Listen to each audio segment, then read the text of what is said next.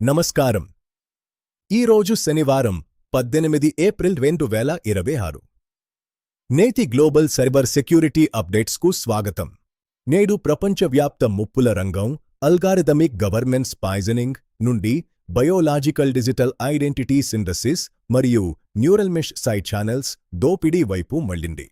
నిన్నటి వరకు automated compliance hijacking గురించి మాట్లాడుకోగా నేడు నెక్స్ట్ జనరేషన్ న్యూరల్ ఇంటర్ఫేస్లలో వాడే బయోమెట్రిక్ లైవ్నెస్ చెక్స్ను దెబ్బతీయడం మరియు మొట్టమొదటి సినాప్టిక్ రీప్లే దాడులు ప్రధాన ముప్పులుగా మారాయి.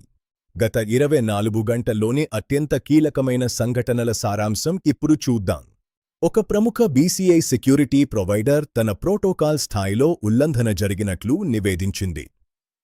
హ్యాకర్లు సినాప్టిక్ రీప్లే ఎక్స్ప్లాయిట్ ద్వారా అడ్మినిస్ట్రేటివ్ అథెంటికేషన్ కోసం వాడే న్యూరల్ సిగ్నేచర్లను దొంగిలించి తిరిగి ప్రయోగించారు.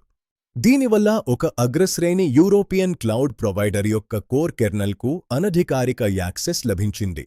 ఉత్తర ఐరోపాలోని నగరాల్లో థర్మాల్ సింక్ దాడులు కొనసాగుతున్నాయి.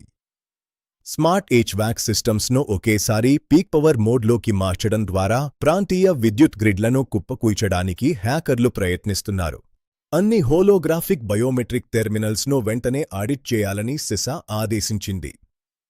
లైవ్నెస్ గోస్టింగ్ అనే కొత్త ముప్పు ద్వారా హ్యాకర్లు 4 ప్రింటెడ్ సింథటిక్ మాస్క్లను వాడుతున్నారు. ఇవి మనిషి శరీర వేడి మరియు రక్త ప్రసరణ సంకేతాలను అనుకరించడం ద్వారా ఫెడరల్ భవనాల ఫేషియల్ రికగ్నిషన్ వ్యవస్థలను మోసం చేస్తున్నాయి. క్లౌడ్ స్వీప్ గ్రూప్ ఇప్పుడు ఎయిర్ గ్యాప్డ్ కోల్డ్ స్టోరేజ్ మెటాడేటాను లక్ష్యంగా చేసుకుంది.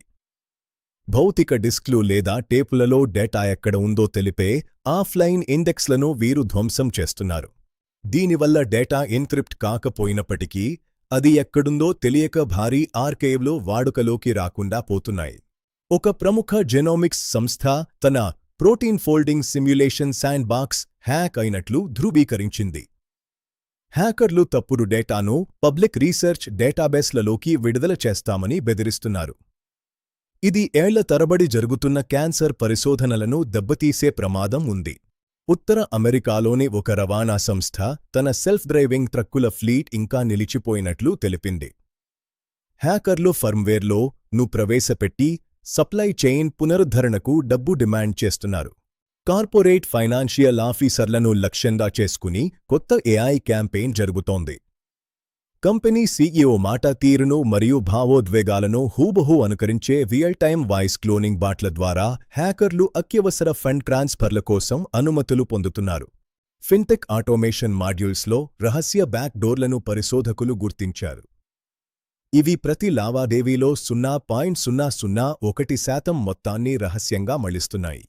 ఈ updated mobile virus high frequency ultrasonic పల్స్ను విడుదల చేసి యూజర్ చుట్టుపక్కల వాతావరణాన్ని మరియు సమీపంలో ఉన్న ఇతర సురక్షిత హార్డ్వేర్ను గుర్తించగలదు. హోలోగ్రాఫిక్ మోసాలను అడ్డుకోవడానికి G7 నాయకులు మల్టీమోడల్ ఒథెంటికేషన్ తప్పనిసరి చేయాలని చర్చిస్తున్నారు.